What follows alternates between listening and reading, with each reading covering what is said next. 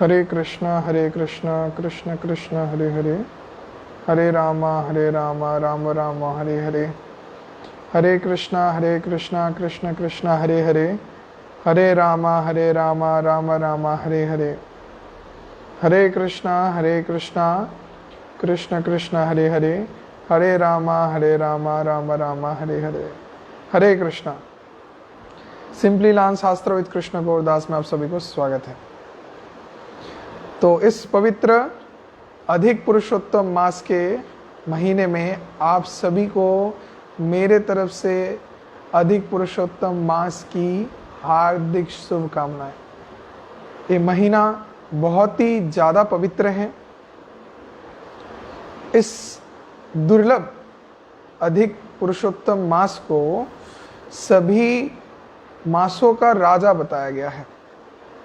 बताया गया है कि हम पूरे साल में हर महीने में जितने भी भक्ति, तपस्या, दान, ध्यान आदि पूर्ण कर्म करते हैं, तो सभी कर्म को अगर इस महीने में हम करें तो बाकी महीनों से भी ज़्यादा अधिक फल हम प्राप्त कर सकते हैं।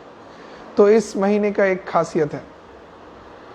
तो अधिक अर्थात कितना?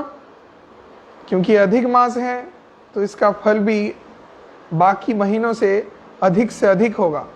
अर्थात जहाँ पे अगर कोई व्यक्ति गरीबों के लिए, भक्तों के लिए, वैष्णवों के लिए, ब्राह्मणों के लिए, समाज के कल्याण हेतु कुछ श्रेष्ठ कर्म आदि करता है, और वो अगर इस पवित्र पुरुषोत्तम महीने में करता है, तब बाकी महीनों से उसको 1000 गुण ज़्यादा फल मिलेगा।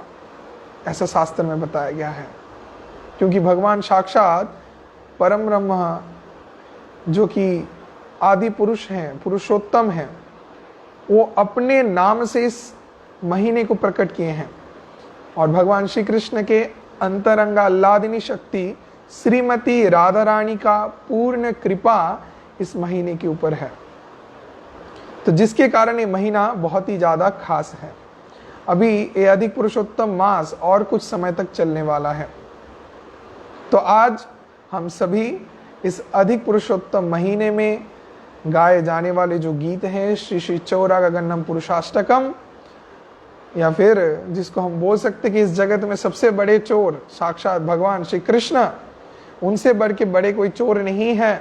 तो उस सबसे बड़े चोर, ब्रह्मांड नायक होके भगवान श्री कृष्ण के दिव्य अद्भुत लीलाओं के बारे में आज हम स्मरण करने वाले हैं। और जानेंगे ये जो चौरा गगनम पुरुषाष्टकम है, ये क्यों इतना अद्भुत है, बाकी सभी अष्टकमों से अलग है। और भगवान श्री कृष्ण के जो गुण चरित्र हैं, जिसका वर्णन इस चौरा गगनम पुरुषाष्टकम में किया गया है, वो शायद ही कहीं पे आप देख पाए। तो जो इस अष्टकम को बहुत ही खास बनाता है। तो आज इस चौरा गगनम पुरुषाष्टकम के 4 नंबर श्लोक से लेके 8 नंबर श्लोक तक हम पूरा संपूर्ण इसको कंप्लीट करने वाले हैं। तो चलिए आज हम जानेंगे श्री श्री चौरा गगनम पुरुषाष्टकम के 4 नंबर श्लोक से लेके 8 नंबर श्लोक तक भगवान श्री कृष्ण के जो अद्भुत लीला गुणों का वर्णन किया गया है, और भक्त अपने हृदय में भगवान के प्रति कौन से भाव को रखने से भगवान को जय कर सकते हैं। भक्ति का कौन सा वो स्तर है जिसमें पहुंचने के बाद एक भक्त भगवान को जीत सकता है, उसका फॉर्मूला इन श्लोकों में दिए गए हैं। तो जिसको जानने से ही हम सही भक्ति के मार्ग में अधिष्ठित हो सकते हैं और अंतिम में जीवन के कृष्ण प्राप्ति कर सकते हैं, और ये जो दुर्लभ मनुष्य जन्म हम प्राप्त किए हैं, इसको सार्थक कर सकते हैं। तो चलिए अभी हम प्रवेश करेंगे श्री श्री चौरा गगनम पुरुषाष्टकम में, लेकिन उसके पहले हम मंगलाचरण करेंगे। मंगलाचरण क्या होता है? ऑस्पिशियस इन्वोकेशन, जहाँ पे हम श्री गुरुदेव से प्रार्थना करेंगे, गुरु परंपरा से प्रार्थना करेंगे, और सर्वोपरि श्रीमान चैतन्य महाप्रभु, श्री नित्यानंद प्रभु, हमारे सभी आचार्य वर्ग से लेके, गुरुदेव से लेके भगवान श्री कृष्ण के पास पहुंचेंगे और भगवान श्री कृष्ण, श्रीमती राधा रानी, अष्टसखियों के कृपा से ही उनके उस दिव्य कथा को हम श्रवण करने के योग्य बनेंगे और हमारे हृदय में उस शुद्धता, पवित्रता आएगा और जिसके द्वारा हम भी प्रयास कर सकते हैं आप सभी को भगवान की कुछ दिव्य कथाओं के बारे में वर्णन करने का। तो चलिए शुरू करते हैं मंगलाचरण। ओम अज्ञानतिमिरन्धस्य ज्ञानाञ्जनशलाकया चक्षुरुन्मीलितं येन तस्मै श्रीगुरवे नमः। श्रीचैतन्यमनोभीष्टं स्थापितं येन भूतले स्वयं रूपा कदा मह्यं ददाति च पदान्तिकां।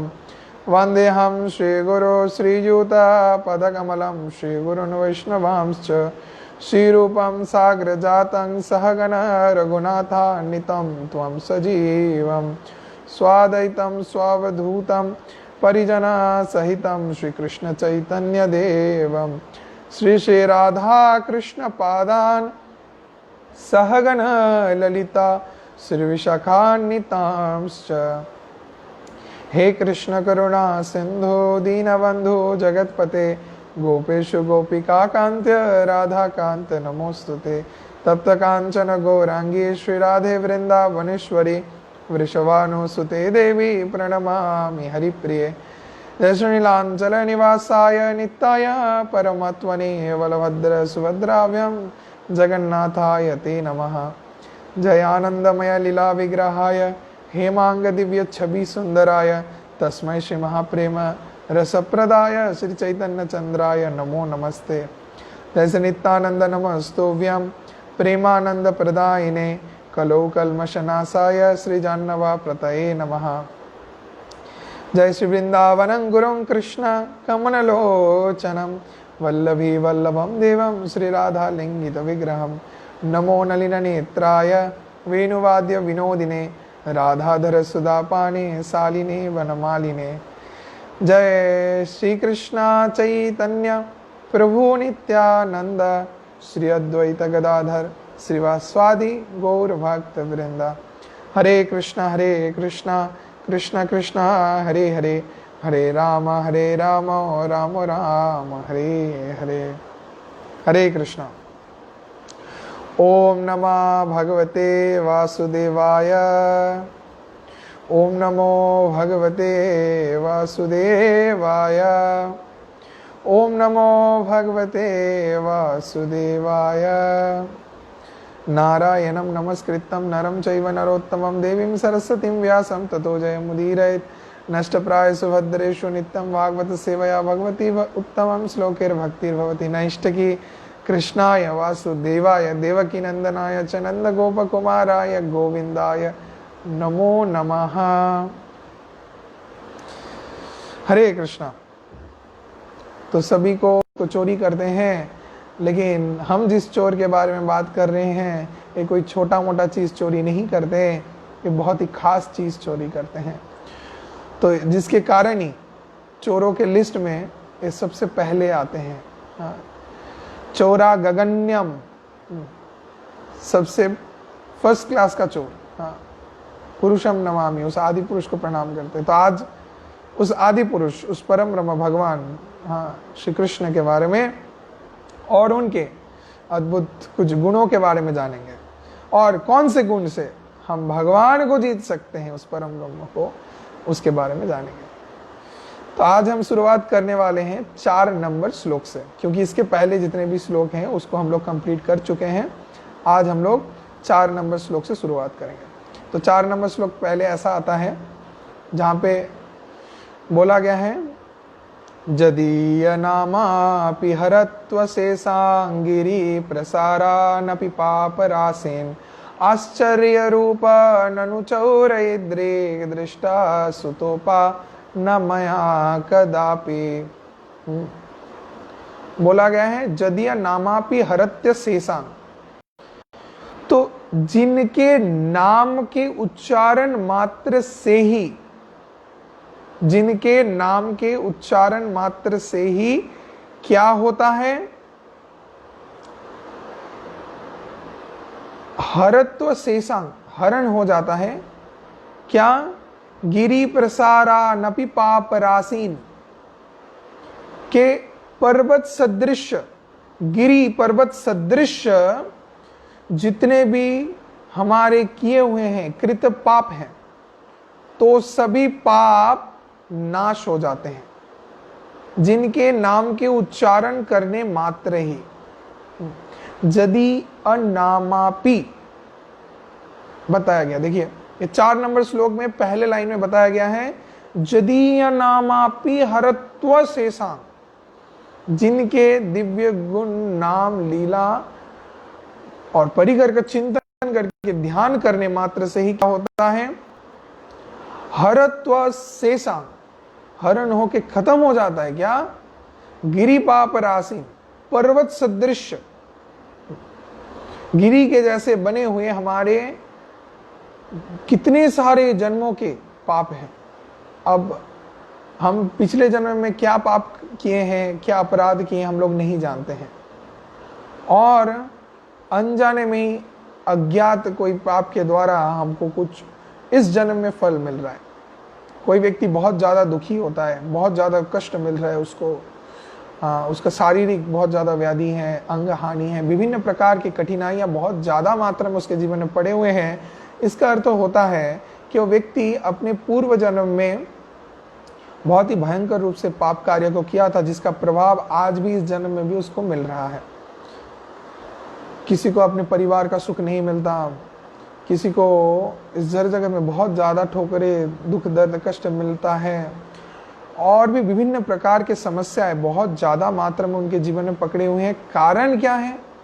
कारण यही है कि उनके अज्ञान में, ज्ञान में जो भी अपराध पाप उन्होंने पिछले जन्म में किया है, उसका फल उनको इस जन्म में मिल रहा है, और जिसका फल भोगने से उनको बहुत ही ज़्यादा कष्ट हो रहा है। अब ये विषय हमारे हाथ में है कहीं ना कहीं, कि अगर हम कुछ अच्छा काम करें तो निश्चित रूप से हमारे साथ अच्छा होने वाला है, और वो होके ही रहेगा। तो अगर इस जन्म में हम अच्छा कुछ करते हैं तो निश्चित रूप से दूसरे जन्म में हमको भगवत भक्ति का मार्ग मिलेगा, और हम बहुत ज़्यादा सुखी रह सकते हैं। भक्तों को आप देखेंगे, भक्तों के हृदय में भगवत भक्ति का विषय है, और हर समय वो खुश रहते हैं, प्रसन्न रहते हैं। एक चरित्र है, ये बहुत ही खास चीज है। तो कैसे भक्त लोग खुश रहते हैं? क्योंकि वो हर समय भगवान के भगवत भक्ति में डूबे पड़े रहते हैं, और इस जगत के जितने भी कठिनाइयां आते हैं वो कृष्ण के शरण को लेते हैं, और कृष्ण की कृपा से वो हर क्षण चिंता मुक्त रहते हैं। लेकिन कोई भी इस जगत के जागतिक व्यक्ति जो कि बहुत भयंकर कठिनाइयों से गुजर रहा है, तो उसको इतना कष्ट क्यों मिल रहा है? क्योंकि वो भगवान के भगवत भक्ति को अपनाया नहीं है। पिछले जन्म में जितने भी पाप अपराध किया था उसका फल उसको अभी मिल रहा है, और इसको छोड़ के भी इस जन्म में भी वो जान से, अज्ञान से जो भी पाप अपराध किए जा रहा है उसका भी फल उसको मिल रहा है। तो इसलिए कर्तव्य क्या है? हमको भगवत भक्ति करना, श्रद्धा के साथ, बहुत ही निष्ठा के साथ ऐकांतिक भक्ति करना है। अहितु की अप्रतिहता यत्मासु प्रसीदति, अहितु की अप्रतिहता भक्ति हमको करना चाहिए। और अगर हम अच्छे कर्म करेंगे तो हमारे साथ अच्छा होगा, और सिर्फ इस जन्म में ही अच्छा नहीं होगा, उसके फल को हम दूसरे जन्म में भी भोग करेंगे, तो हमारे साथ अच्छा ही होने वाला है। तो अब हम जानते नहीं हैं, अगर पिछले जन्म में जितने भी पाप कर चुके हैं प्रभु जी, तब कैसे उस पाप से मुक्त हो। तो उस पाप से तो पहले आपको मुक्त होना है, क्योंकि इस जन्म में अनजाने में ही कितने सारे पाप हो जा रहे हैं, और जान में भी अगर कोई ना कोई कार्य में पाप हो जाए तो पिछले जन्म का इस जन्म का सब मिला के कितना होने वाला है, सोचिए। तो इसीलिए पहले तो पिछले जन्म का पाप हटाना है और इस जन्म का भी हटाना है। तो वो सब नाश हो जाते भगवान के नाम के आश्रय लेने मात्र से ही। बताया गया है, नाम चिंतामणि कृष्णा चैतन्य रस विग्रह। ये जो नाम है, ये नाम चिंतामणि है। इस नाम को धारण करने से ही, उच्चारण करने मात्र से ही, नाम के आश्रय को लेने मात्र से ही जीव सभी प्रकार के पाप से तुरंत मुक्त हो जाता है, और ये चिंतामणि के जैसे काम करता है कि व्यक्ति जो मन में चिंता करेगा उसको चिंतामणि प्रदान करता है। चिंतामणि को आप हाथ में रखोगे, हाथ में रख के आप जो कि कुछ भी चिंता करते हैं, चिंतामणि तत्क्षणात आपको प्रदान कर देता है। तो वो चिंतामणि के समान है। नाम चिंतामणि कृष्ण चैतन्य रस विग्रह। तो रस विग्रह है नाम। तो नाम के आश्रय को जब भी लेंगे तो तत्क्षणात नाम की कृपा को हम प्राप्त कर सकते हैं, और जिससे क्या होगा, सभी पाप नाश हो जाएंगे। क्या बताया गया है? जदीय नामापि हरत्व शेषं, कि आपके नाम के उच्चारण मात्र से ही, आश्रय लेने मात्र से ही क्या होता है? हरत्व शेषं, हरण होके खत्म हो जाता है। क्या खत्म होता है? गिरी प्रसारानपि पाप राशिन, जो पाप राशि भर भर के जमा हुआ है हमारा, वो सब नाश हो जाता है। फिर क्या बोल रहे हैं? फिर बोल रहे हैं आश्चर्य रूप ननु चौरयद्रिक।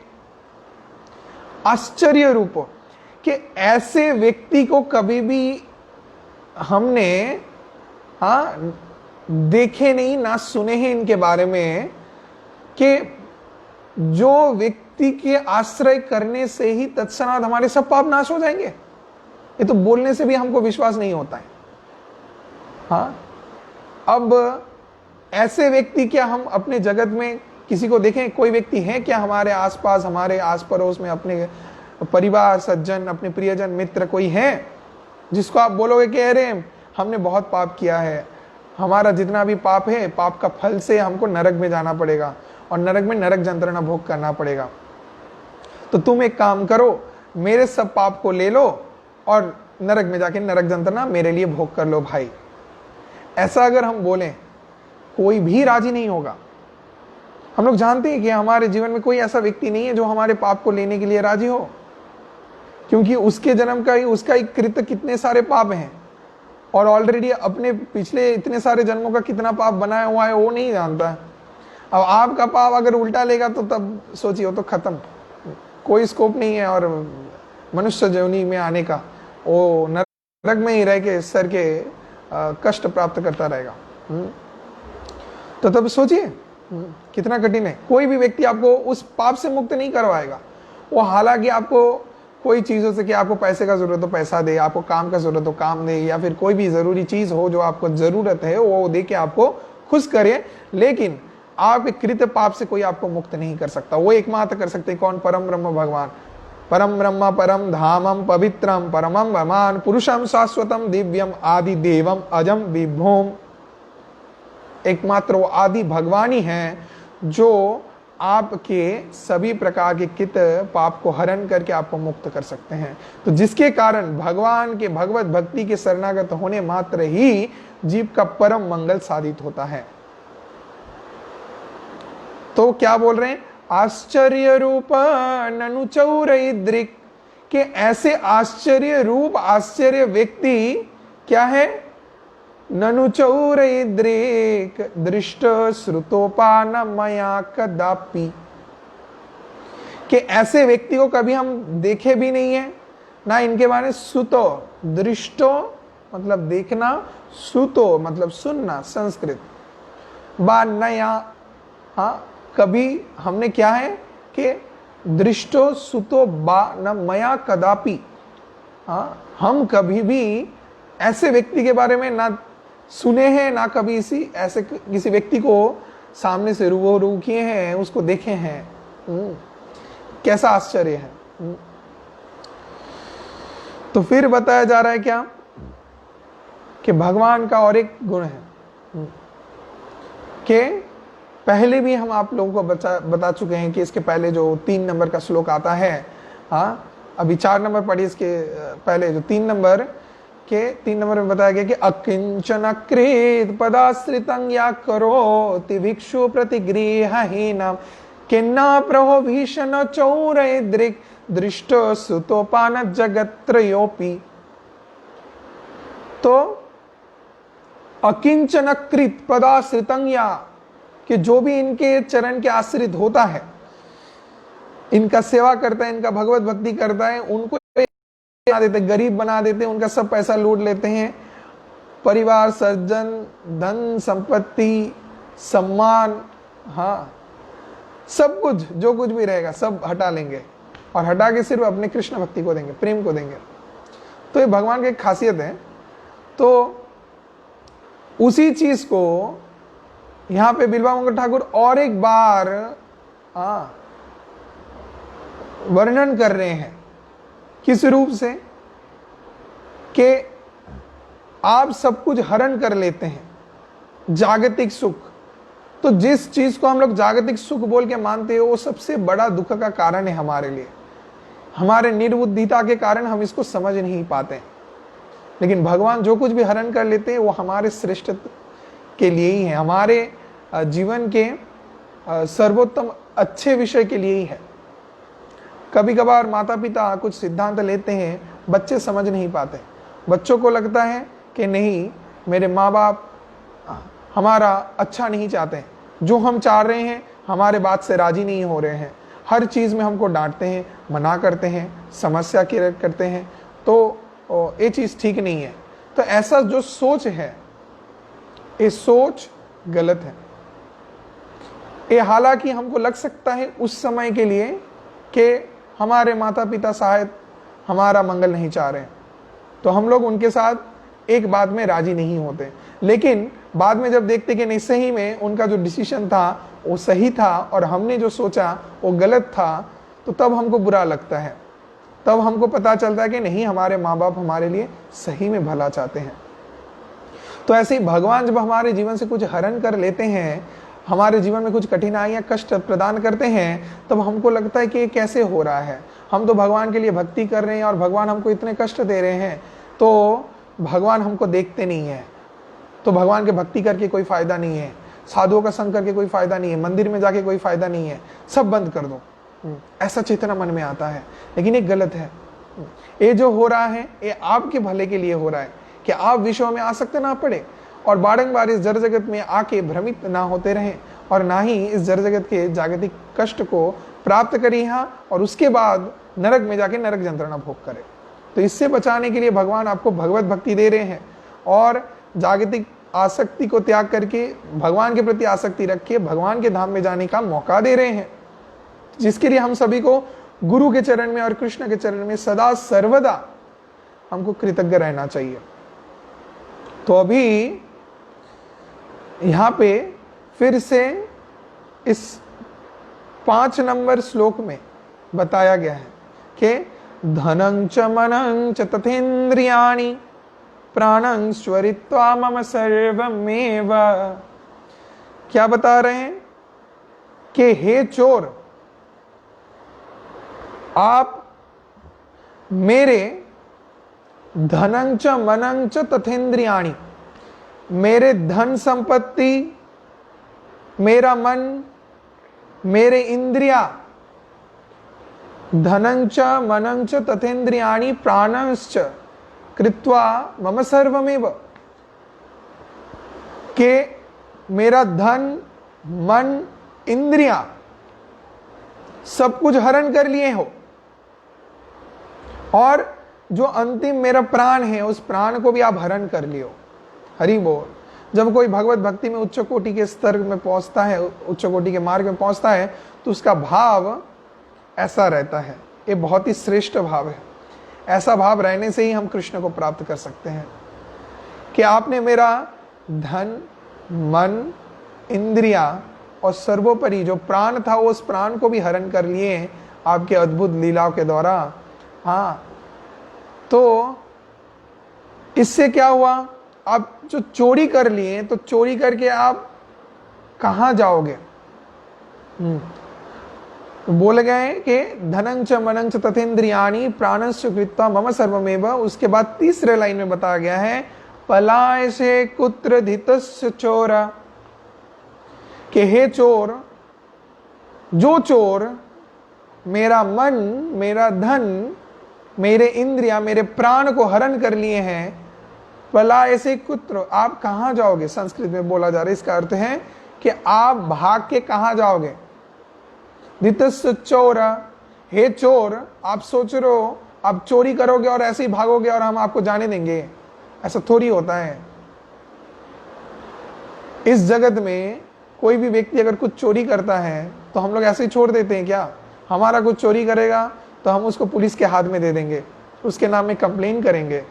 और जो व्यक्ति हमारे जीवन में छोटा मोटा पैसा, सोना, अपना प्रॉपर्टी, अपने गाड़ी, मोबाइल, ये सब बेसिक छोटे मोटे चीज को चोरी कर रहे हो, उसके लिए इतना कंप्लेन कर रहे हैं। और सर्वोपरि जो मेरा इंद्रियां, मेरे प्राण को हरण कर ले रहे हैं, करके भाग रहे हैं, तो उनको छोड़ देंगे? ऐसे ही थोड़ी होता है, नहीं छोड़ेंगे। इसके लिए श्लोक में क्या बताया गया है? प्रलयसी कृत धितुश्च चोर त्वं भक्ति दामनासी मया निरुद्ध। त्वं भक्ति दामनासी, तुम्हें हम क्या करेंगे? भक्ति दामनासी। इसका अर्थ होता है भक्ति के दाम से, अर्थात भक्ति के रस्सी से हम क्या करेंगे? मया निरुद्ध, आम को हम भक्ति के रस्सी से बांध के रखेंगे। तो इस जागतिक कुछ भी अगर हो, कोई चोरी करे, चोर को हम क्या करते हैं? हाथ में हथकड़ी लगा देते हैं, कमर पे रस्सी लगा देते हैं, हाथ में रस्सी बांध के उसको पकड़ के लेके जाते हैं ना, बांध के रखते हैं। तो ऐसे अगर भगवान को बांध के रखें तो कैसे बांध के रखें? उनको इस जागतिक कोई रस्सी से बांधा नहीं जा सकता। जितना मोटा से मोटा रस्सी आप लाओ, आप भगवान को नहीं बांध सकते। भगवान को बांधने के लिए एक ही रस्सी मिलता है, और वो रस्सी सबके पास नहीं होता। ओ मनुष्वानाम सहस्रेषु कश्चित बदति सिद्धये, भागवत गीता में बोला गया कि वो जो रस्सी है, वो रस्सी सभी के पास अवेलेबल नहीं है। मनुष्वानाम सहस्रेषु, सहस्र मनुष्यों में कोई एक व्यक्ति दुर्लभ है जिसके पास वो रस्सी है। त्वं भक्ति दामनासी, भक्ति के रस्सी से, अर्थात भक्ति से बनाए हुए वो मोटा रस्सी जिससे बांधने से भगवान भाग नहीं सकते, वो बहुत खास है। त्वं भक्ति दामनासी मया निरुद्ध, हम आपको मेरे हृदय के अहेतु की अप्रतिहता भक्ति के रस्सी से बांध के रखेंगे। उस रस्सी का कुछ क्वालिटी है, एक ब्रांड होता है ना। आप जो रस्सी है, बाजार में मार्केट में जाओगे, बहुत क्वालिटी के रस्सी मिलते हैं,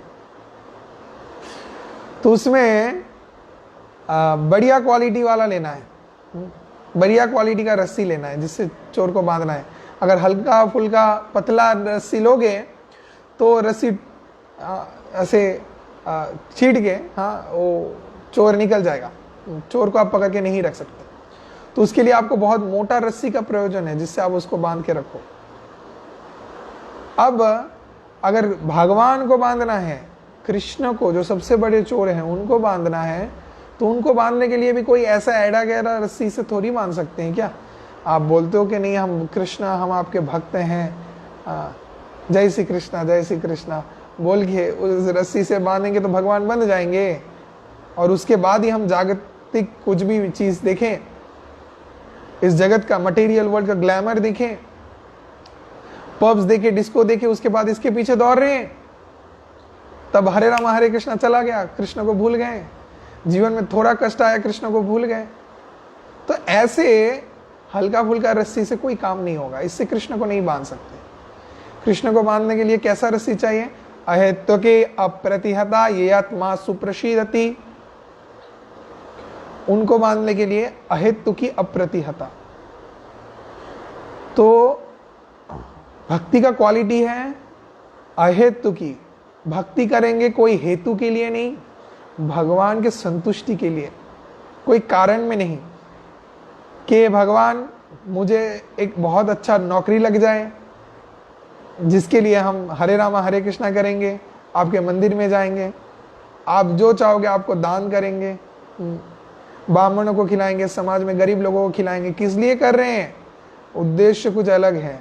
क्या उद्देश्य है कि हमको एग्जाम में पास करा दो, हमको ये वाला चीज क्रैक करवा दो, हमको बहुत अच्छा एक जॉब लगवा दो, हमारा बहुत अच्छे घराने में शादी हो जाए, हमको एक बहुत खास जो डील है वो भी हमारा एकदम फाइनल हो जाए, हमारा बिजनेस में बहुत अच्छा प्रॉफिट आए। तो ऐसे कितने सारे अगणित हमारे जो आकांक्षाएं हैं, इच्छाएं हैं जागतिक, तो इस सभी को मद्देनजर रखते हुए, चिंता करते हुए अगर हम भक्ति करें तो उसको भक्ति नहीं बोलते हैं, उसको सिंपली बोलते हैं what? Business. That if I gain something from you then I will give you something in return. आपसे अगर मेरे को ये मिलता है तो हम आपको ये देंगे, अगर आप मेरे को ये देते हो तो हम आपको वो देंगे। जो ये जो चीज है कि भगवान अगर आप मेरा ये वाला काम कर दोगे तो आपको 191 का चढ़ावा चढ़ाएंगे, आपके लिए ये करेंगे, वो करेंगे, समाज में लोगों के लिए ऐसा नहीं। हमको जो कुछ भी करना है निस्वार्थ रूप से करना है। अगर लोगों के लिए कर रहे हैं, समाज के मंगल के लिए कर रहे हैं, तो हम निस्वार्थ करेंगे, कुछ प्राप्त करने के लिए नहीं, कुछ दिखावे के लिए नहीं। प्रेम कभी दिखावे के लिए नहीं होता है, लेकिन इस जड़ जगत में ज्यादातर जिसको हम लोग प्रेम बोलते हैं वो दिखावा ही है, क्योंकि प्रकृत प्रेम कृष्ण भक्ति है, भगवत भक्ति है। भगवत भक्ति से जो प्रेम हमारे हृदय में सृष्ट होता है वही है प्रकृत प्रेम। तो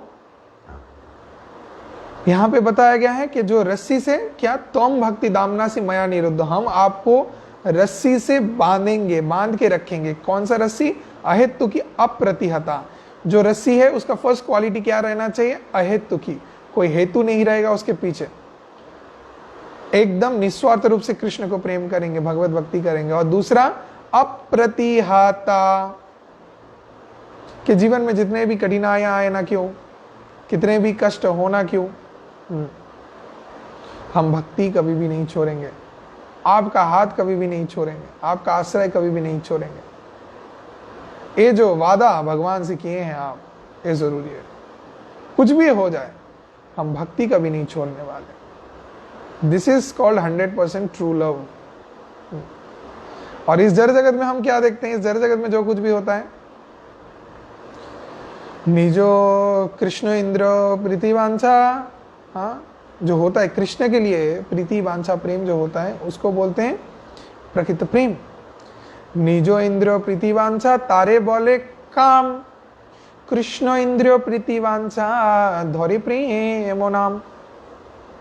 तो प्रेम नाम जो है वो है कृष्ण प्रेम, कृष्ण के प्रति प्रेम, भगवत भक्ति। अगर हम भगवत भक्ति करते हैं उससे जो शिक्षा हमारे पास आता है वही सही है, वही प्रकृत प्रेम है, वो दिखावा नहीं है। तो त्वं भक्ति दामना सिमया निरुद्ध, तो हम जो बांधेंगे आपको, जिस रस्सी से बांधेंगे उस रस्सी का बहुत मोटा तगड़ा एकदम बेस्ट क्वालिटी का नंबर 1 रस्सी से आपको बांधेंगे। रस्सी का 2 गुण है, अहेतु की अप्रतिहता। ये 2 चीज उस रस्सी में रहने से हम भगवान को बांध सकते हैं। और वो रस्सी भक्ति का रस्सी रहेगा, और वो भक्ति इस दोनों गुण से पुष्ट रहेगा। तब हम कृष्ण को अपने हृदय में रख सकते हैं, और अपने हृदय में रख के कृष्ण को, इस जड़ जगत में कोई भी जागतिक कर्म को हम करें ना क्यों, उसके द्वारा हम प्रभावित नहीं होंगे। महाप्रभु बोले हैं कि अंतरे निष्ठ बाह्य लोक व्यवहार अचिरे कृष्ण तमाय करिवेन उद्धार। तो अचिरे अज्ञात रूप से कृष्ण आपको कृपा करते रहेंगे, लेकिन आपको अपने कर्म कर्तव्य सब कुछ करना है, उससे मुकरना नहीं है कि नहीं हम तो ये नहीं करेंगे, वो नहीं करेंगे, ऐसे ही घूमेंगे। नहीं, इस जगत में सभी जीवों को कर्म कर्तव्य करना पड़ रहा है, जिसके लिए अगर भागवत गीता भी देखेंगे आप, भागवत गीता में भी कर्म योग के बारे में कितने विस्तारित रूप से बताए गए हैं, और कर्म योग के ऊपर डेडिकेटेडली चैप्टर भी हैं। तो कर्म तो करना पड़ेगा सभी को, चाहे वो सन्यासी हो, गृहस्थ हो, ब्रह्मचारी हो, वानप्रस्थ हो, कोई भी आश्रम में रहे, हाँ, या फिर कोई भी वर्ण में रहे, जहाँ पे ब्राह्मण क्षत्रिय वैश्य शूद्र रहे, कोई भी रहे, सभी को कर्म करना है। जीवों में भी जितने योनि हैं सबका अब देखो, हाँ, सभी कर्म कर रहे हैं। सभी आहार के लिए, एक पक्षी भी पूरे दिन भटकती है, अपने संतानों को खिलाने के लिए आहार जुगाड़ करती है। तो ऐसे जितने भी जीव हैं सभी को अपना आहार जुगाड़ करने के लिए, संसार चलाने के लिए, अपने जीवन को धारण करने के लिए परिश्रम, कर्म, कर्तव्य आदि करना पड़ता है। तो ऐसे ही हम मनुष्य, जिनको मध्यमणि बोला गया है, इतना श्रेष्ठ बोला गया है, सभी को कर्म कर्तव्य करना है, इससे हम लोग नहीं मुकर सकते हैं। तो सभी कर्मों को भी करेंगे और भगवत भक्ति प्रायोरिटी सबसे ऊपर रहेगा। ये अगर रहा तो तब जाके हम जीवन में सुख को धारण कर सकते, प्राप्त कर सकते हैं। अब देखते हैं 6 नंबर श्लोक में क्या बताया गया है।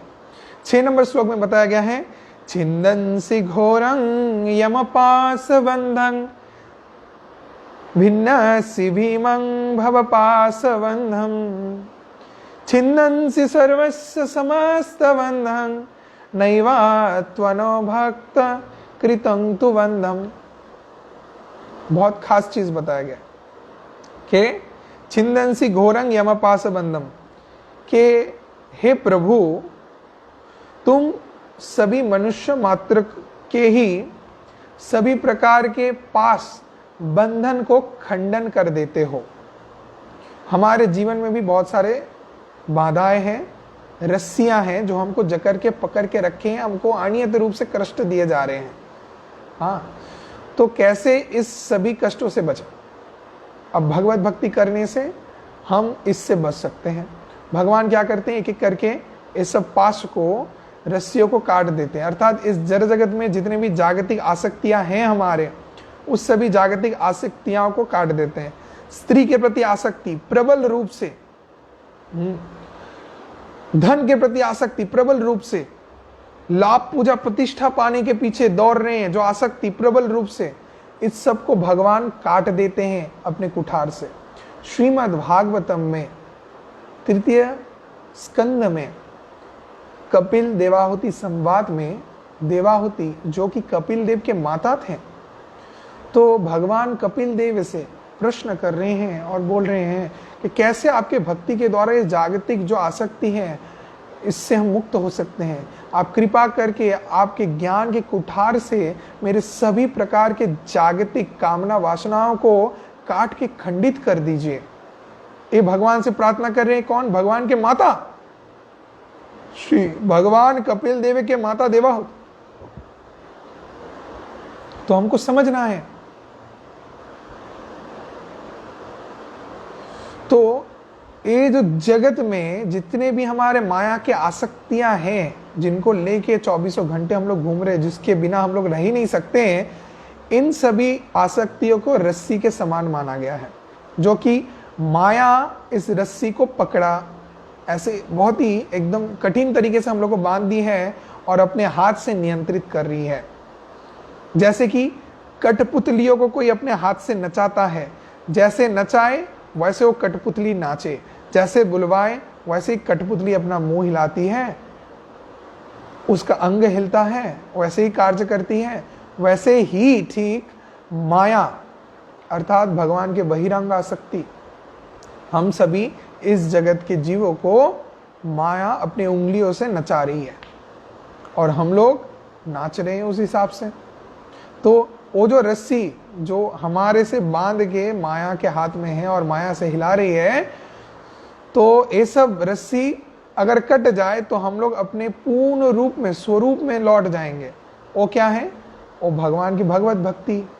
हम लोग तो इस जड़ जगत से है नहीं। We all belongs to Krishna लोका, भगवान के धाम से हैं हम लोग, भगवान के पास थे। ये तो हमारा शौक चढ़ा, हमारा इच्छा हुआ कि हम इस जड़ जगत में आना चाहते हैं, इस जड़ जगत के जागतिक सुख को प्राप्त करना चाहते हैं, देखना चाहते हैं, जिसके लिए भगवान हमको ये सब चीज प्रदान किए।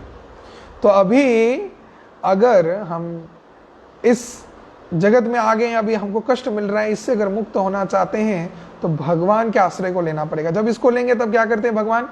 छिंदंसी घोरं यमपास बंधम। भगवान क्या करते हैं, यमपास को काट देते हैं। जो रस्सी यहाँ से यमलोक तक लगा हुआ है, मतलब मृत्यु के बाद यमदूत गण आएंगे, जिस रस्सी को लेके गले में लगा के हमको फंदा खींचते हुए हमको लेके जाएंगे यमलोक में, उस रस्सी को बोला गया है यमपाशा। तो ये यमपाश जो है, इस यमपाश को काट सकते हैं कौन, सिर्फ भगवान और कोई नहीं। तो अगर अभी देखिए इस जगत में कोई भी व्यक्ति बोल नहीं सकता कि आज हम हैं कल को हम नहीं रहेंगे, या फिर आज हम हैं तो कल को भी रहेंगे, आज हम हैं अभी 5 मिनट बाद भी हम रहेंगे, या फिर अभी हम हैं तो कुछ देर बाद नहीं रहेंगे फिर रह सकते हैं। सब अनिश्चित है। कोई भी अपने छाती में हाथ रख के बोल नहीं सकता कि कल को भी हम जिंदा रहेंगे। कुछ भी हो सकता है। Anything can happen any time. तो हमको क्या है, हमको समझना है कि अगर मृत्यु हो जाए तो एटलीस्ट हमको यमलोक में नहीं जाना है। यमलोक में यम राज जो दंड देने वाले हैं, नरक में जो कष्ट मिलने वाला है, वो हम नहीं चाहते। और फिर से लौट के इस यमलोक में, भू यमलोक में, अर्थात ये जड़ जगत को भी यम लोगों के जैसा ही, नरक के जैसा ही बताया गया है। तो नरक यंत्रणा आधा तो हम लोग यहाँ ही भोग कर लेते हैं अपने जीवन में, इतने कष्ट कठिनाई यहाँ से। और इससे भी बढ़ के भयंकर रूप से एक क्या देखें, इससे 1000 गुण भयंकर हमको कष्ट मिलता है नरक में। तो उस कष्ट को फिर बाहर बाद में भी जाके प्राप्त करना पड़ेगा। यहाँ पे भी मिल रहे हैं, वहाँ पर और भी बोनस मिलेगा। तो इससे हमको बचने का एक ही रास्ता है, भगवत भक्ति। शास्त्र बोल रहे छिन्नंसी घोरं यमपास बंधम। यमपास को काट देते हैं जो भी आपका नाम का आश्रय लेता है, आपका भक्ति का। और फिर क्या बोल रहे हैं कि भिन्न बंधम। और क्या करते हैं आप जो भव, इस जगत में जागतिक हमारा आसक्तियां हैं, बीवी बच्चे, घर परिवार, संसार, आत्मीय परिजन, धन संपत्ति, प्रॉपर्टी, गाड़ी, बैंक बैलेंस, ये सब, तो ये सब आसक्ति भी आप काट देते हैं। ये खासियत है। तो इसको भी काट के आप खंडित करके इससे भी अपने भक्तों को मुक्त करते हैं जो आपके शरणागत होते हैं। अब देखिए, इससे हम लोग मुक्त तभी हो जाएंगे जब हम भगवत भक्ति करेंगे, भगवान के आश्रित होंगे। ऐसा नहीं कि सबका नहीं होगा। जो भगवान के भक्ति के आश्रित रहेगा उसी का होगा। वही इस सभी प्रकार के बाधाओं से, रस्सियों के बंधन से मुक्त हो सकता है। और भगवान उनके बाधा ही काटते हैं। और फिर बताया गया छिन्नन से सर्वस्व समस्त बंधन। और इससे भी सर्वोपरि के समस्त प्रकार के जितने भी और भी बाधाएं रहेंगे, अगर कुछ छूट भी गया, कोई बाधा भी रहा, तो उसको भी आप काट देते हैं। छिन्दन्सि घोरं यमपास बंधम, भिन्नन्सि भीमं भवपास बंधम, छिन्दन्सि सर्वस्त समस्त बंधं, नैवा त्वना भक्त कृतं तु बंधम। अब खास बात बताया गया है कि आप तो सभी प्रकार के बाधाएं, विपत्तियां काट के छिन्न भिन्न कर सकते हैं। आप अपने सभी भक्तों को सभी प्रकार के जागतिक जितने भी बंधन हैं सबको काट के मुक्त कर सकते हैं। यमपास बंधम, घोर बंधम, सब कुछ इससे मुक्त कर सकते हैं। भवपास बंधम, लेकिन एक रस्सी को आप नहीं काट सकते हैं। और रस्सी बहुत ही खास रस्सी है। सभी रस्सी को काटने का क्षमता आपके ऊपर है। आप चाहे तो कुछ भी कर सकते हैं। आप तो परम ब्रह्म भगवान है, आपके नियंत्रण से जगत चल रहा है। भगवान जब भी चाहे सभी प्रकार के बाधाएं को काट सकते हैं, सभी रस्सियों को काट के हमको मुक्त कर सकते हैं, लेकिन एक रस्सी को काट नहीं सकते। उसको क्या बताया गया है? उस रस्सी को बताया गया है जो उनके भक्त बनाते हैं। अर्थात त्वं भक्ति दाम्नासि मया निरुद्ध्वा, त्वं अर्थात आप, भक्ति दाम्नासि, जो भक्ति का दाम है, रस्सी है, बांध दी है आपको, मया निरुद्ध, जो रस्सी से हम आपको बांधे हैं उससे आप निरुद्ध, आप मुक्त नहीं हो सकते, उसको आप काट नहीं सकते। आप हालांकि हो सकता है बड़े से बड़े आपके सृष्ट इस जगत के सभी बाधाओं को, सभी बंधनों को काट सकते हैं, लेकिन अपने भक्त के, अपने आश्रित भक्त के भक्ति से बंधे हुए रस्सी को काट के आप मुक्त नहीं हो सकते। तो इसको क्यों ऐसा बताया गया है कि भक्त भगवान को पहले ही बांध दे रहे हैं। इसके पहले श्लोक में ही बताया गया है कि त्वं भक्ति दाम्नासि मया निरुद्ध, हम आपको निरुद्ध करेंगे, बांधेंगे। किससे? रस्सी से। और वो जो रस्सी है, हाँ, उस रस्सी को आप काट नहीं पाएंगे, क्योंकि भक्त अहितृ की अप्रतिहता, उसका जो भक्ति से बने हुए ये द्वाम, ये रस्सी है, ये इतना स्ट्रांग होता है कि भगवान चाहे तो भी इस रस्सी को काट के यहां से भाग नहीं सकते, जिसके लिए इस रस्सी के वशीभूत भगवान रहते हैं। इस रस्सी से जो भी भगवान को बांध देता है, भगवान बंधे रहते हैं। जैसे कि ब्रज के सभी गोपीगण, जितने भी गोपीगण थे, सभी गोपीगण भगवान के लिए पागल के सदृश थे। सभी भगवान के भगवत भक्ति में पूरे बंध चुके थे। हालांकि वो अपने जागतिक, अपने माता पिता, अपने स्वामी, अपने पुत्र, घर परिवार की आसक्ति को काट के कृष्ण के पास चले आए थे, लेकिन वो कृष्ण को जिस दाम से बांध के रखे थे उससे कृष्ण मुक्त नहीं हो पाए, और कृष्ण भी उनको जिस दाम से बांध के रखे थे वो भी उससे मुक्त नहीं हो पाए। तो जिसके कारण ही कृष्ण बारंबार दौड़ के गोपियों के पास, गोप सखाओं के पास, माँ यशोदानंद महाराज के पास लौट के आते थे। सभी ब्रजवासियों के लिए कृष्ण व्याकुल रहते थे। कृष्ण द्वारका में जाने के बाद में भी हर क्षण चिंतित रहते थे ब्रजवासियों के लिए, श्रीमती राधा रानी के लिए, अपने माता पिता के लिए। क्यों? क्योंकि सभी ब्रजवासी कृष्ण को त्वं भक्ति दाम्नासि मया निरुद्ध, हम जो रस्सी से बांध के रखे, अर्थात ब्रजवासीगण जो भक्ति के रस्सी से कृष्ण को बांध के रखे थे, उसको काटने का क्षमता कृष्ण का भी नहीं था। तो साक्षात परम ब्रह्म भगवान भी उस रस्सी को नहीं काट सकते, अपने भक्त के हृदय के शुद्ध प्रेम से बने हुए रस्सी को। तो इसीलिए भगवान इसके वशीभूत रहते हैं, इसमें बंधे रहते हैं। हाँ, तो इसी को भी यहाँ पे बहुत अच्छे से वर्णन किया गया है 6 नंबर श्लोक में। इसके बाद बताया गया क्या है? मनमानसे ताम राशि घोरे कारागृहे दुःखमये निबंध लभस्सहे चौर हरे चिराया सौचौर्य दोष चिदमेव दंडम। बहुत ही सुंदर इसका अर्थ है कि हे चोर, तुम जो चोरी किए इसके लिए हम क्या कर रहे हैं? हम आपको बांध के रखें और इससे आप निकल भी नहीं पा रहे। नैवात तनो भक्त कृतम तु बंधम। तो भक्त के बांधे हुए उस रस्सी से आप निकल नहीं पाएंगे, इसमें बंधे पड़े हुए हैं। और बंध के आप कहाँ रहोगे? बांधने के पास चोर को तो कहीं पे रखना पड़ेगा। ऐसा नहीं कि आप रस्सी से बांध लिए, बांध के चोर को छोड़ दिए। छोड़ देने से क्या होगा? चोर जाके रस्सी खोल के भाग जाएगा। अब चोर को अगर पकड़े हैं, हाथ पैर बांध दिए हैं, तो उसको कहीं पे रखना है छुपा के। अब छुपा के रखना है तो कैसे रखेंगे? कहाँ पे रखेंगे? हाथ बांध के उनको मनमान से ताम राशि घोरे, अर्थात मेरा जो मन है, मेरे मन के अंदर हम आपको बांध के रखेंगे। अब बांध के अगर रख रहे हैं तो मेरा मन का गुण कैसा है उसको भी वर्णन कर रहे हैं। मनमान से ताम राशि घोरे, मेरा मन तम गुण से पूर्ण है हे प्रभु।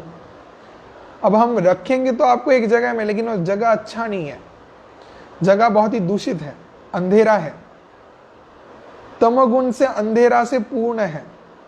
भगवान को जहां रखेंगे वो जगह, अब आप अगर अपने हृदय में भगवान को स्थान देते हैं तो हृदय कैसा है वो समझना है। हृदय निर्मल होइलो जार, हृदय को निर्मल रखना है। जिसका हृदय निर्मल होगा उसी के हृदय में ही भगवान जाएंगे, नहीं तो नहीं जाएंगे, वहां ही भगवान बंधे रहेंगे, नहीं तो उसको भगवत चिंता चेतना नहीं आएगा। तो बोल रहे हैं कि मनमान से तामराशि घोरे, तमगुण से पूर्ण रूप से मेरा मन बना हुआ है, उसके अंदर आपको रखेंगे। और कारागृह दुखमय निबंध, और इस तमगुण से बने हुए तामसिक मेरा जो मन है उसके अंदर एक कारागार बना हुआ है। कारागार मतलब प्रिजन हाउस, करेक्शनल होम बोलते हैं अभी। तो उस कारागार में, प्रिजन हाउस में आप हम बांध के रखेंगे। कारागृह दुखमय निबंध, जहां पे सिर्फ दुख है, मेरे मन में तो दुख ही है और मन तमोगुण से पूर्ण है, और उस अंधेरे वाले जगह में हम आपको बांध के रखेंगे। फिर क्या बोल रहे हैं, लवस्य है चोर हरे चिराया, के चिरकाल के लिए, चिर जीवन के लिए, कितने समय के लिए, अब चोर को रख तो रहे हैं, कितने समय के लिए रख रहे हैं उसका भी वर्णन किया कि चोर को अगर बांध के रख रहे हैं कितने समय के लिए, 1 हफ्ते, 2 हफ्ते, 1 दिन, 2 दिन, 1 महीने, 1 साल, कितने समय के लिए। हरे चिराया, चिरकाल, आपको कभी छोड़ने वाले हैं नहीं, पकड़े हैं तो पकड़ के बांध के रख देंगे, कभी भी छोड़ेंगे नहीं। तो चोर को एकदम अरेस्ट करके बांध के छुपा के रख दिए। और जिसके लिए क्या है, शौचौर्य दोषचिदमेव दंडम, शौचौर्य दोषचिदमेव दंडम, कि हे प्रभु हम आपको बांध के रखें हमारे इस मानस में जो तम गुण से पूर्ण रूप से भरा पड़ा हुआ है, और जहाँ पे दुख से बने हुए कारागार के अंदर आपको हम रख रहे हैं, और वो भी चिरकाल के लिए। और कृपा करके आप अपने किए हुए दोष के लिए इस सजे को मान ले और मेरे हृदय में रह जाए। शौचौर्य दोष चिदमेव दंडम, जिसके लिए आप जो शौचौर्य, आप अपने चोर के जो चरित्र हैं उसके लिए जो कार्य किए हैं, दोष जो कार्य किए हैं आप, उसके लिए आपका जो दोष है, शौचौर्य दोष चिदमेव दंडम, जिसके लिए हम आपको दंड देके अपने मनमान से अपने हृदय में कारागार में आपको बंद करके रखे हैं। इसको आप मान लें और मान के कृपा करके मेरे हृदय के अंदर अधिष्ठान करें, विराज करें। तो ये भगवान से प्रार्थना कर रहे हैं। देखिए कितना उच्च कोटि का भाव है।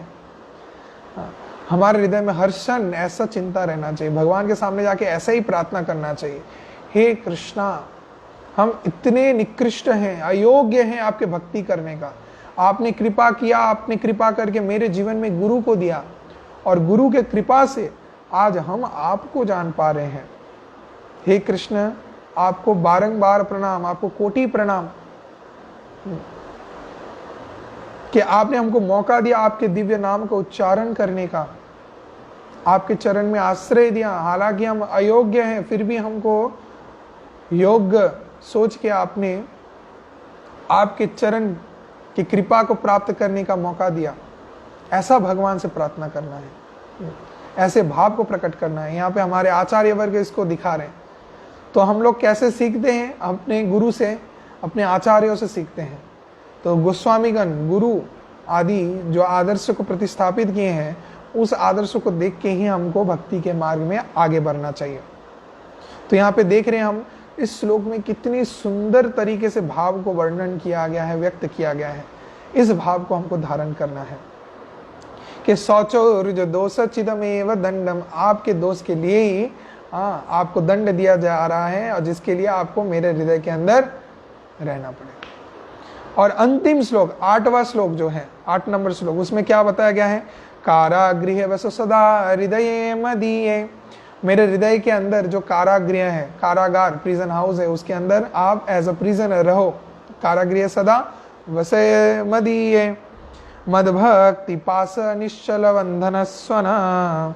अर्थात वहां पे कारागार में आप जो मेरे भक्ति के दाम से, मद भक्ति दामनासी, तो मेरे भक्ति के मद भक्ति पास दीर बंधन निश्चल स्वना, तो ये जो निश्चल मेरा भक्ति है उसके दाम से जो आप बंधे हुए हैं वहां पे सदा सर्वदा आप अवस्थान कीजिए, कभी वहां से जाइए मत, स्थित हो जाइए, निश्चल रूप से रहिए वहां पे, चंचल मत बनिए, छोड़ के मत जाइए हमको, इसी को बता रहे हैं।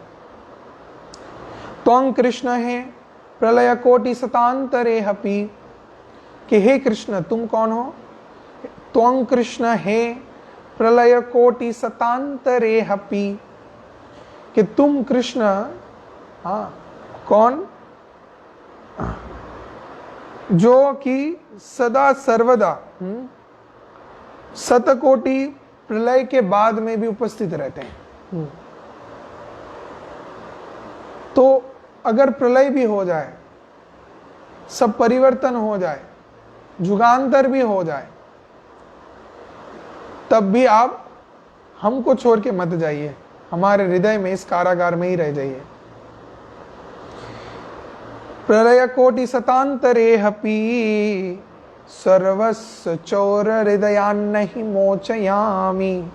अंतिम श्लोक के अंतिम लाइन में बताया गया है, अर्थात 8वें श्लोक के लास्ट लाइन में 4 नंबर लाइन में बताया गया है क्या? सर्वस्व चोर हृदयान्न ही मोचयामि, जिसका अर्थ होता है कि हम आपको हमारे इस हृदय के कारागार से मुक्त नहीं करेंगे।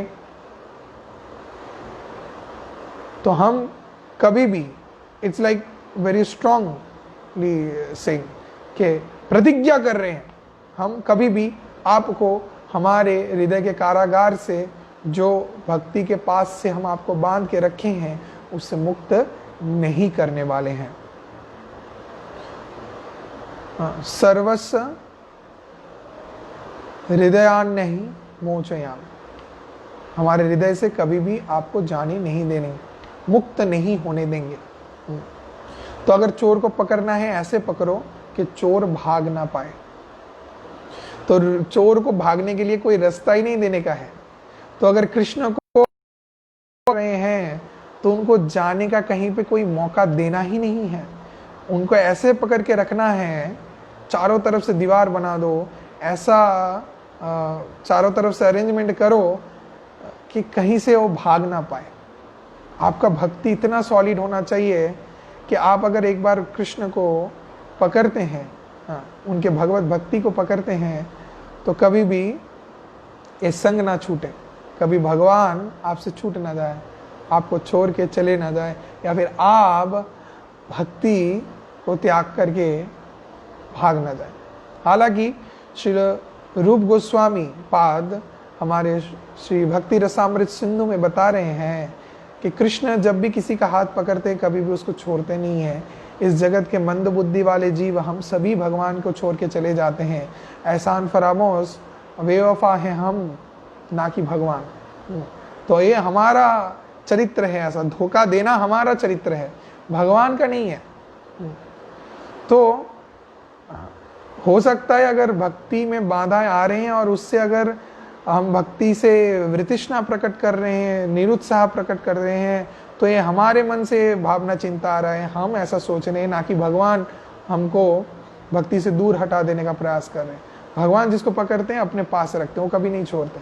द्वंद्व मतवाब हमारे अंदर आ सकता है, भगवान के अंदर नहीं। तो हमको प्रयास करना है, कैसा प्रयास करना है कि अगर चोर के रूप से इस चौरा गगनम पुरुष को, आदि पुरुष को पकड़ के रखना है अपने हृदय में, तो बहुत ही खास हमको प्रिपरेशन करना है।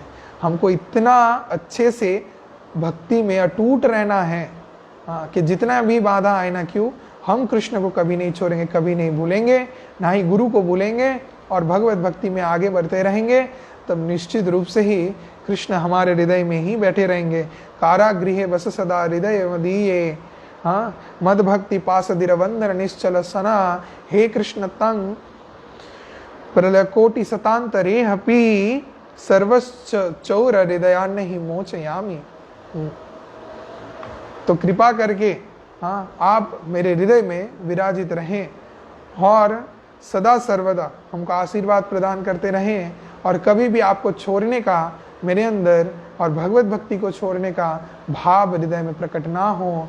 और हे चोर, हाँ, कृपा पूर्वक आप आपके कृत कार्य के दंड के स्वरूप मेरे इस अंधकार तमगुण से आच्छादित हृदय के कारागार में सदा सर्वदा विराजित रहे।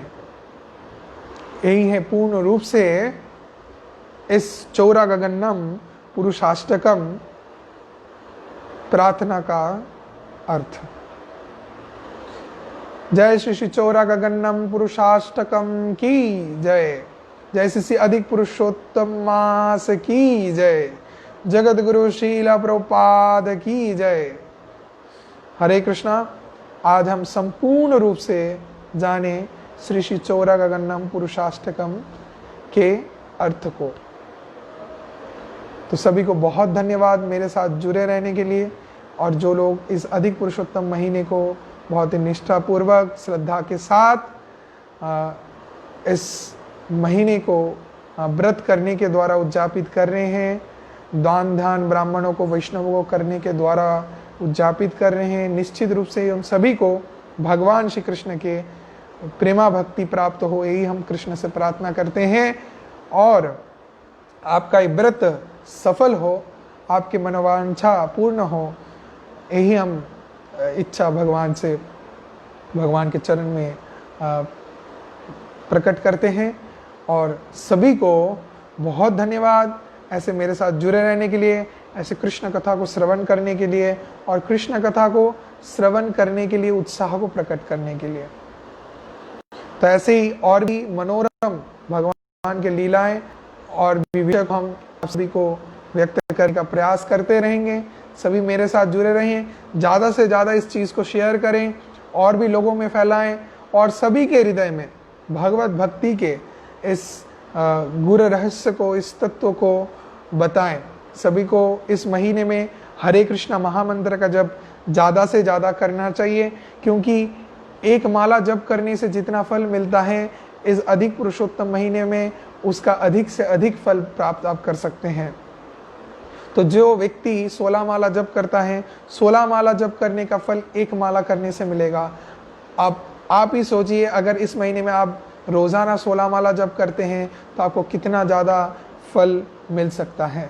इस महीने में मंदिर को परिक्रमा करना, वैष्णवों को दान करना, गुरु को दान करना, भगवान के श्री विग्रह के सेवा के लिए दान करना सर्वोत्तम श्रेष्ठ शास्त्र में वर्णन किया गया है। तो निश्चित रूप से सभी ज़्यादा से ज़्यादा भगवत भक्ति के मार्ग में भगवान के सेवा के उद्देश्य के लिए दान करें, ब्राह्मणों का सेवा करें और वैष्णवों का सेवा करें, जिससे आपके हृदय में भगवत भक्ति प्रकट होगा। सभी प्रकार के जागतिक बाधाएं कट जाएंगे और उस परम पुरुषोत्तम भगवान श्री कृष्ण जो कि चौरा गगन्य है, तो उनके कृपा को आप प्राप्त कर पाएंगे बहुत ही सहज सरल तरीके से। तो इस महीने में, इस अधिक पुरुषोत्तम महीने में ज़्यादा से ज़्यादा भगवान के नाम का जप करें, नाम का आश्रय लें और कृष्ण कथा को श्रवण करते रहें। सभी को बहुत धन्यवाद मेरे साथ जुड़े रहने के लिए। हरे कृष्णा कृष्ण कृष्ण हरे हरे, हरे राम राम राम हरे हरे। जगत गुरु श्रील प्रभुपाद की जय, परमाराध्य गुरुदेव की जय। निताय गौर प्रेमानंदे सितनाथ हरि हरि बोल। हरे कृष्णा।